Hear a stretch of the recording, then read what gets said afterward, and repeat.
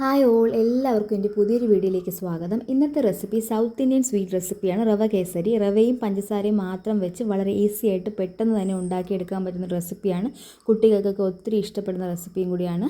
അപ്പോൾ ഇതെങ്ങനെ ഉണ്ടാക്കിയെടുക്കാൻ പറ്റുമെന്ന് നോക്കാം. എല്ലാവരും വീഡിയോ സ്കിപ്പ് ചെയ്യാതെ കാണുക. ആദ്യം തന്നെ ഒരു പാനിലേക്ക് 2 ടേബിൾ സ്പൂൺ നെയ്യ് ഒഴിക്കുക. അതിലേക്ക് കാഷ്യൂനട്ടും കിസ്മിസും ചേർക്കുക. സ്റ്റൗ മീഡിയം ഫ്ലെയിം വെച്ച് ഇളക്കുക. കാഷ്യൂനട്ട് ഗോൾഡൻ കളറാകുമ്പോൾ കോരിയെടുത്തൊരു പാത്രത്തിലേക്ക് മാറ്റി വയ്ക്കുക. ഇനി ഇതിലേക്ക് ഞാൻ എടുത്തിരിക്കുന്നത് 1 കപ്പ് റവയാണ്. 1 കപ്പ് റവയുടെ ആവശ്യമേ ഉള്ളൂ. പാക്കറ്റിൽ കിട്ടുന്ന വറുത്ത റവയാണ് ഇതിലേക്ക് ചേർക്കേണ്ടത്.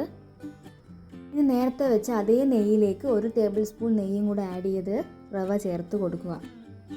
ഇനി ഈ നെയ്യും കൂടെ ചേർത്ത് നല്ലപോലെ റോസ്റ്റ് ചെയ്തെടുക്കുക. ഇനി ഇത് നല്ലപോലെ ഒരു ഗോൾഡൻ കളർ ആകുന്നവരെ റോസ്റ്റ് ചെയ്തെടുക്കാവുന്നതാണ്. വറുക്കാത്ത റവയാണ് നിങ്ങൾ ഉപയോഗിക്കുന്നതെങ്കിൽ അത് ഗോൾഡൻ കളർ ആവാൻ കുറച്ച് സമയമെടുക്കും. സ്റ്റൗ നല്ല മീഡിയം ഫ്ലെയിം വെച്ചിട്ട് വേണം വറുക്കേണ്ടത്.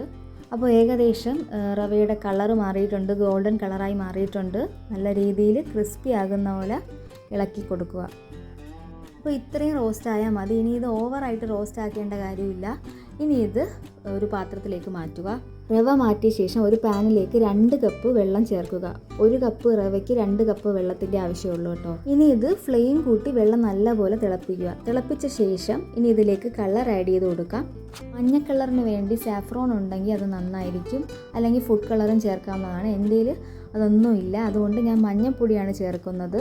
വെള്ളം നല്ലപോലെ തിളച്ച ശേഷം വറുത്ത റവ ഇതിലേക്ക് ചേർത്ത് യോജിച്ചെടുക്കുക. ഇനി ഇത് കട്ട പിടിച്ചെങ്കിൽ ഇതുപോലെ ഉടച്ചുടച്ച് വേഗത്തിൽ ഇളക്കിയെടുക്കുക.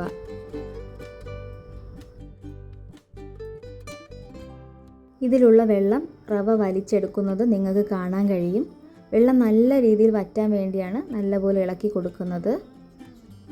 ഒരുപാട് ലൂസും ആവരുത്, ഒരുപാട് ടൈറ്റും ആവരുത്.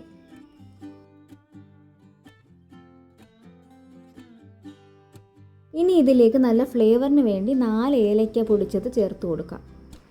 എന്നിട്ട് നല്ല രീതിയിൽ ഇളക്കി യോജിച്ച് കൊടുക്കുക. ഇനി ഇതിലേക്ക് 1 കപ്പ് പഞ്ചസാര ആഡ് ചെയ്ത് കൊടുക്കാവുന്നതാണ്. 1 കപ്പ് റവയ്ക്ക് 1 കപ്പ് പഞ്ചസാരയുടെ ആവശ്യമേ ഉള്ളൂ. ഇനി അതിൽ കൂടുതൽ മധുരം വേണമെങ്കിൽ കുറച്ചുകൂടി ചേർക്കാവുന്നതാണ്. നല്ല രീതിയിൽ പഞ്ചസാര അലിയുന്നവരെ ഇളക്കി യോജിപ്പിച്ച് കൊടുക്കുക.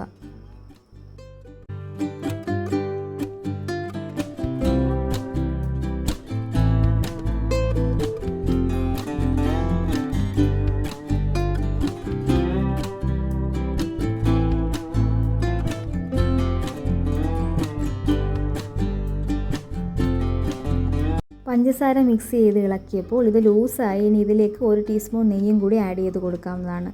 ടൈറ്റ് ആകുന്നവരെ തുടർച്ചയായി ഇളക്കി കൊടുക്കുക.